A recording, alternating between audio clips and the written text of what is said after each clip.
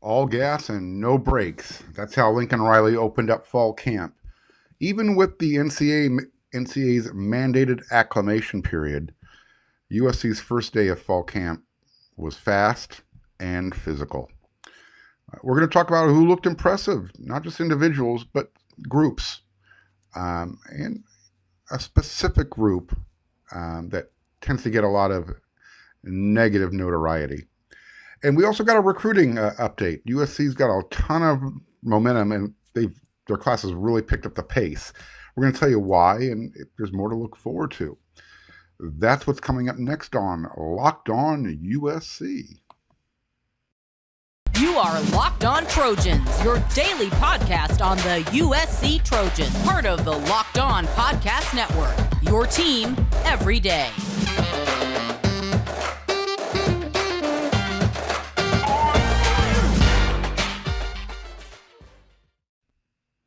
Fight on, everyone. I'm your host, Marc Hulkin, and thanks for making Locked On USC your first listen every day.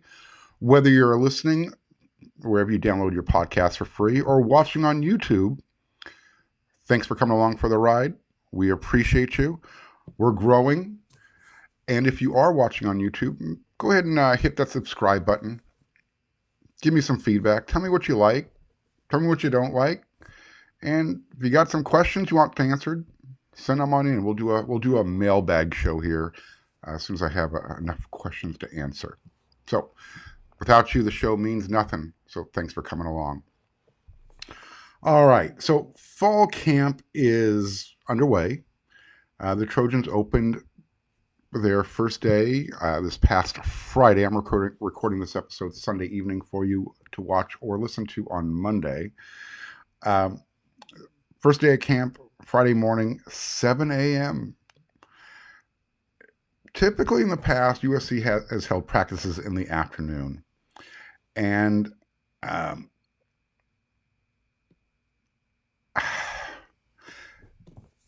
discipline over default. You know, that's been a buzz phrase that's been used recently with the team. It might mean something. It might mean nothing.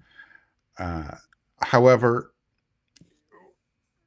it's all in how everybody interprets those words. They're more than just words. It means doing what's necessary in order to achieve success. And that means sometimes getting up earlier than you want to. So if I have to get up early to go cover USC practice, I'm willing to install that discipline over my default of enjoying to sleep in. So I'm there. I'm part of the process now as well. And who said that the first day of fall camp can't be physical? I saw no signs of that that early Friday morning. They jumped right into it. Leading up to practice, one of the things we like to do, again, the media is only allowed to watch the first 20, 25 minutes. So it basically entails strength and conditioning. And then when the team kind of splits up into their position groups to start doing some drills. For the first day of camp, I focused, I would say, 90% of my time watching the defense, only because it gives me the best vantage point where the media is allowed to meander and kind of walk around to kind of see what's really going on. I'll focus on the offense on Monday when we get to go back. Our part of the over on wearesc.com, one of the things I like to do for practice reports is called the Notes and Observations Report. And I'm not reporting about, who caught what pass from which quarterback. I'll give you some of that stuff. And if we get to see some one-on-ones, I'll definitely parlay what we see if we're allowed to. But what I like to bring to the table from a unique perspective on the notes and observations is when the team is arriving for practice. Who looks good, who's injured, those types of things. One of the first things that I noticed was, right, let me rephrase that. One of the first things I heard was when Alex Stadhouse, USC's kicker, came up the ramp as he headed on over to Howard Jones Field. His first comment, and he always has something to say to the media, was, "It feels like the last first day of school." Alex is a senior, and what he was talking about was, "Hey, this is my last fall camp, first day." He's going to enjoy it. He's going to soak in every last moment. Is what I got out of that. Excuse me. Some of the other things that we observed on that first day, even though the team wasn't in pads, pardon me, it was a very fast-paced and physical practice. The linebackers were doing some light tackling drills while doing some hard punching. They weren't punching each other. They were actually punching the football as they were going through the tackling technique. But that drill had all the makings of some violent assaults going on. So as fall camp progresses and the pads come on, I can tell that Brian Odom and Roy Manning and Sean Nua and Alex Grinch and Dante Williams, they're going to have that defensive group playing very physical. If they're willing to do it without the pads, I can only imagine what it's going to be like when the pads come on. As far as more physicality, the linemen, they were attacking the blocking sleds, punching, shaking, rattling, roll, and they were also diving and tackling those rolling padded donuts. If you've been on Twitter or been over there on WeAreSC.com, I'm sure you've seen some of the highlight videos that we've been putting up from the first day. You'll understand what I'm talking about. Nothing better than watching a 280-pound guy diving at the ground trying to improve his tackling technique. And when they're not doing it with pads, it's even more fun to watch. Could mean something, could mean nothing. One of the first pairings that I saw at cornerback had Sierra Wright on one side of the field with, not on one side, but he was paired up with Mekhi Blackman. One of the things that the defense does right out of the strength and conditioning session is you have first string, second string, third string, fourth string groups. They run out to Brian Kennedy Field, line up at their positions, snap of the ball, they drop, roll, and run to the corner of the end zone, and they break down in front of Coach Dante Williams. With that first team grouping, Sierra Wright was with Mekhi Blackman. To kind of put that into context, back in spring, Dante Williams had singled out the freshman, Sierra Wright, and was asking where his priorities were. Sierra is a very talented young man. Not only is he a talented defensive back on the football team, but he's a very good student, and he has an acting career. So Dante wanted to know, where's Sierra's priorities. Apparently he proved something during the offseason, during the summer, because, again, he was matched up with Mekhi Blackman, who most think is going to be one of the starting cornerbacks when USC opens the season up against Rice. So, again, we'll keep an eye on that as fall camp rolls along. All of the DBs look much bigger. One individual guy who caught my eye was Zac Gordon, safety. He could easily pass for a linebacker. Huge. They definitely looked all locked in from the offseason. That weight room was used very efficiently. You know what else was locked in besides the defensive backs and what you can do? You can head on over to lockedin.com, because as you gear up for the fall, you need the right people on your team to help your small business fire on all cylinders. And LinkedIn Jobs is here to help you make it easier to find the people you want to talk to faster and for free. You can create a free job post in minutes on LinkedIn Jobs to reach your network and beyond to the world's largest professional network of over 810 million people. Then, add your job and the purple hashtag hiring frame to your LinkedIn profile to spread the word that you're hiring so your network can help you find the right people to hire. You can use simple tools like screening questions, which make it easy to focus on candidates with just the right skills and experience so you can quickly prioritize who you'd like to interview and hire. It's why small businesses rate LinkedIn Jobs #1 in delivering quality hires versus the leading competitors. LinkedIn Jobs helps you find the candidates you want to talk to faster. Did you know that every week, nearly 40 million job seekers visit LinkedIn? So go ahead, post your job for free at linkedin.com/lockedoncollege. That's linkedin.com/lockedoncollege to post your jobs for free. Terms and conditions do apply. Okay. Continuing on with fall camp in this segment, it's not just the fans who are excited and the media who's noticed the difference this offseason heading into fall camp. Even the players, they've noticed a difference. I mentioned Alex Stadhouse at the top there. He's recognized this as his last fall camp. He's going to enjoy every day of it, knowing who Alex is. He'll soak in every moment. Big Daddy Justin Dedich, offensive lineman. Every practice, he greets everybody with a smile, and he always has something to say. And Friday morning, he greeted everybody with "How is everyone?" And this really feels different. I'm not sure what that meant with Justin, but he's usually very profound.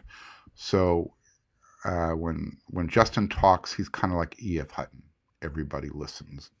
If you need to understand that reference,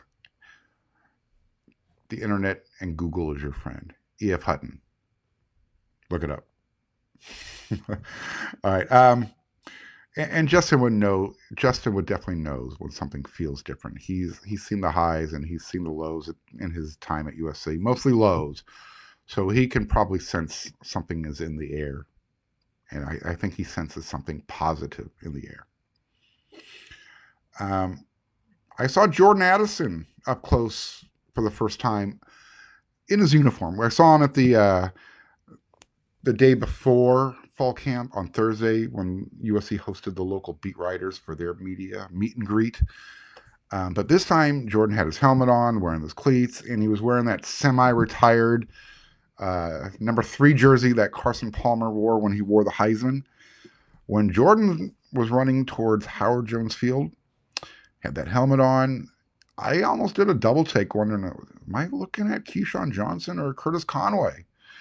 He really fills out that uniform very well. USC just didn't get a fast receiver. They got a very well put together physical specimen. It's really understandable why he won the Biletnikoff and why Caleb wanted him on this team so bad and made sure that USC did everything in their power to help convince that Jordan should spend one more year in college and USC was a place to be. Another person, or Coach Sean Nua, has quickly jumped to the top of the leaderboard for my favorite assistant coach. So he had the quote of the day. I mentioned the defensive linemen were tackling donuts.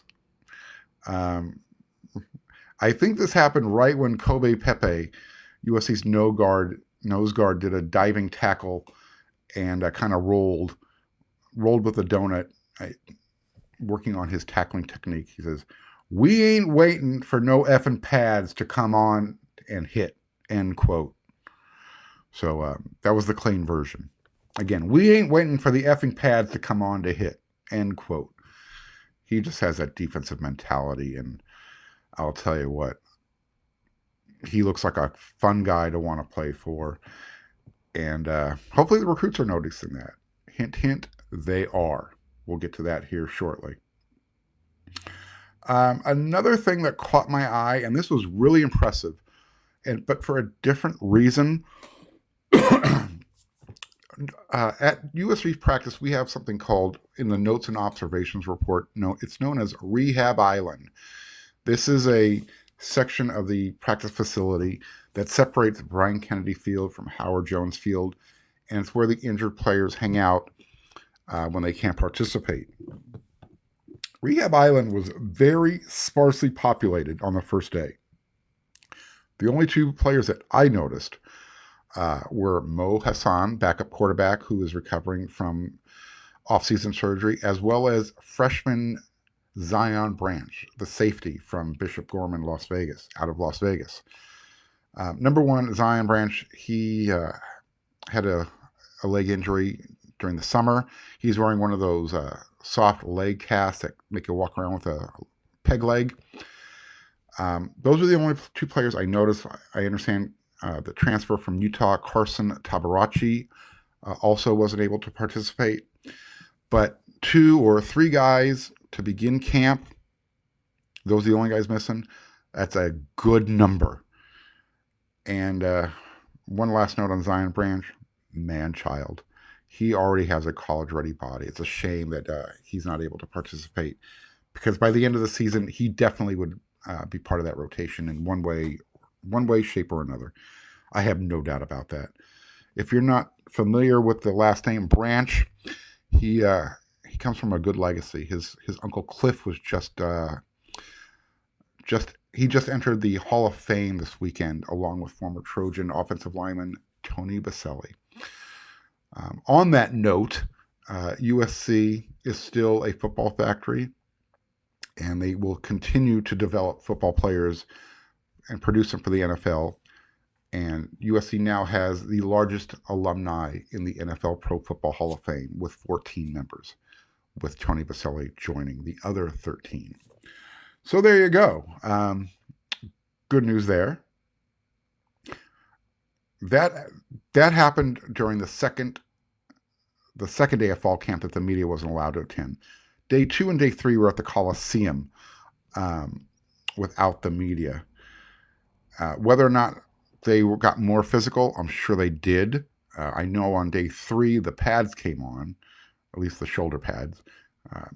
They're going through the acclimation period.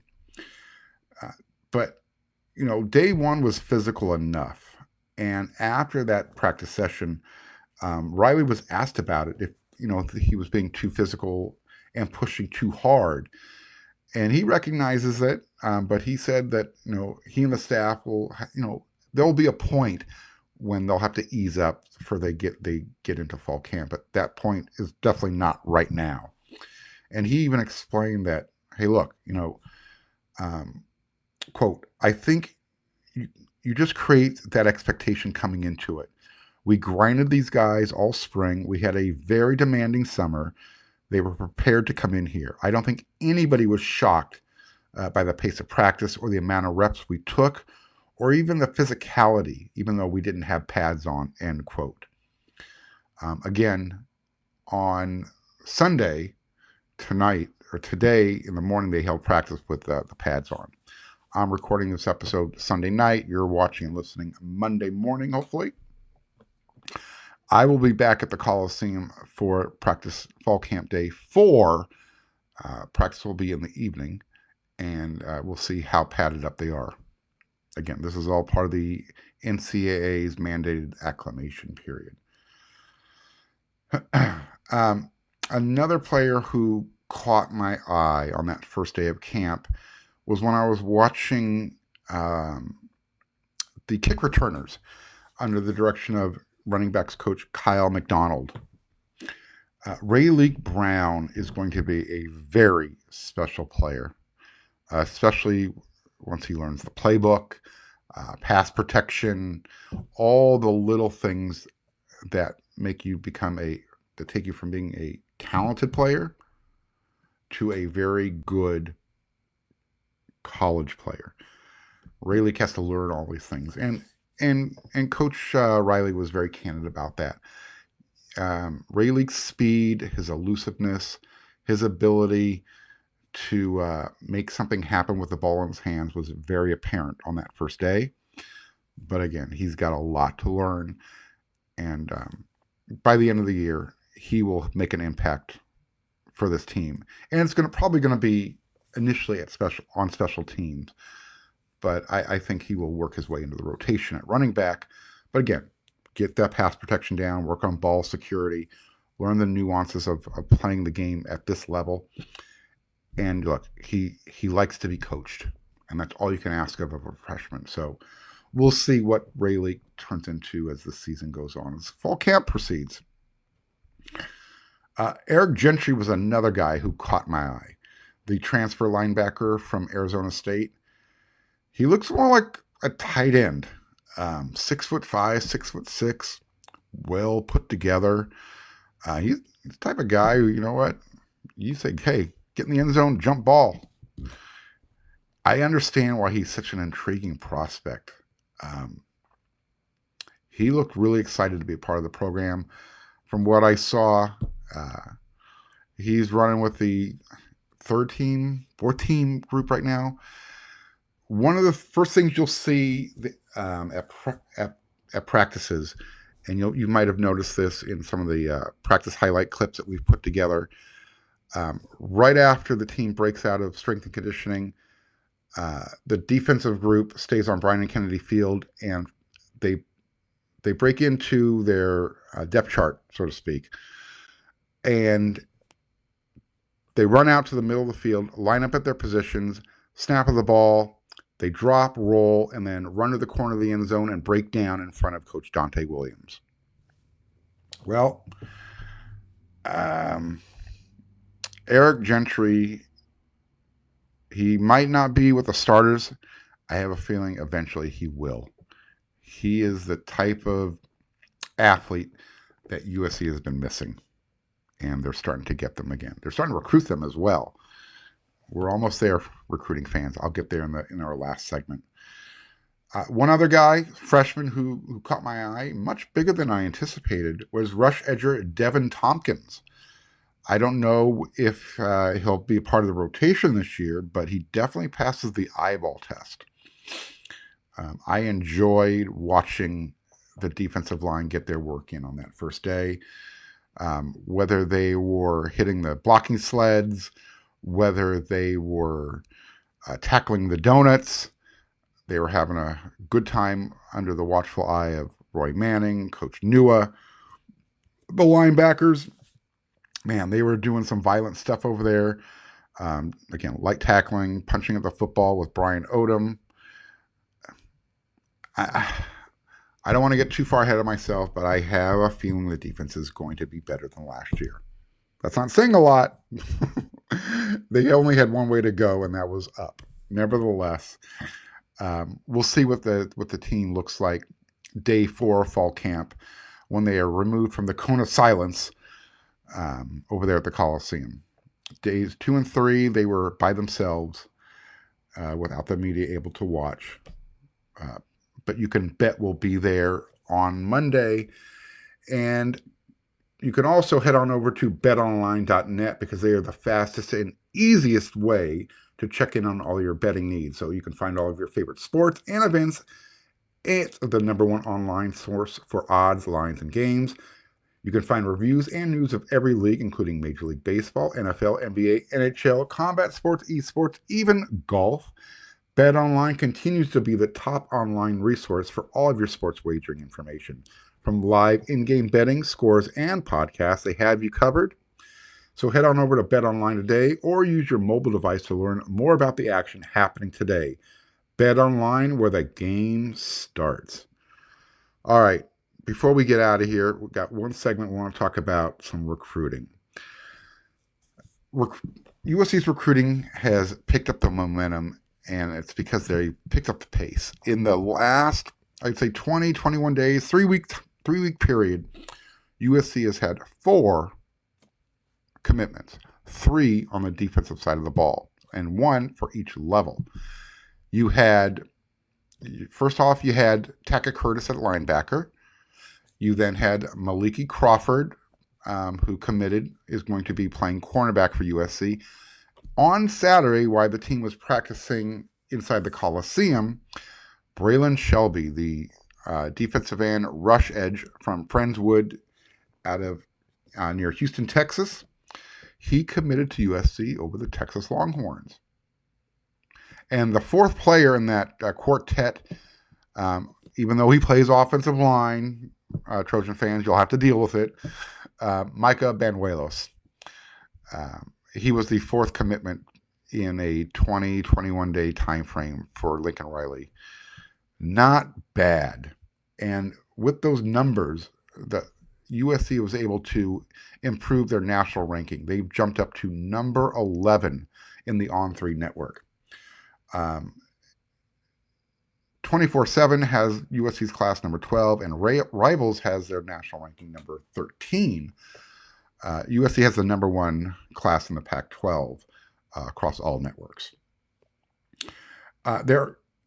So I mentioned Braylon Shelby committed over the weekend. Is there more on the way? Well, I know USC feels really solid and really good about Alani Noah, the offensive lineman up there in Northern California. Will he be a commit by the time USC heads up to Stanford to play their game the weekend of September 10th? That's how fast, that's how quickly things are changing for U.S. recruiting classes, their fortunes. I mean, they're number 11 on the On3 network nationally. Everybody in the top 10 has at least 18 commits. USC only has 15. And what if I told you USC had more 5-star commits than Georgia? They do. They have 2 more than Georgia, the reigning national champions. USC has 2 5-stars. Georgia actually has 0. Where Georgia makes up the gap and why they have the number 3 nationally ranked class is they have 14 4-stars to USC's 10. And when you start looking at the percentages, that's a really nice percentage to have. 77% of your class be 4-star, and to only have when I say only for 3 stars, that's a good ratio. USC they're checking in at number 11. As you can see, the way they're recruiting right now, if they continue to win throughout the season, win games, there is zero doubt in my mind that they are going to finish with a top 10 class. Can they be a top 5 class is really the question. USC gets to 10 wins, 11 wins during the season. Watch out. All right, so there you are. We got to get out of here. I can only give you all the news and notes you can handle in 30 minutes or less. When you're done making Locked On USC your first listen, don't forget to head on over to the Locked On Network. You've got Spencer McLaughlin doing your Locked On Pac-12 and Nate Dickinson doing Locked On Big Ten, your future home USC fans. And when you're done with listening and watching to Locked On USC, head on over to wearesc.com. We've got a subscription special going right now you don't want to miss, and that's going to get you all of the recruiting news, notes, nuggets from Scott Schrader, the stuff I can't talk about here because it's VIP. Head on over to wearesc.com. We got you covered. I'll be back with another episode on Tuesday covering practice at the Coliseum. So until then, fight on, everyone.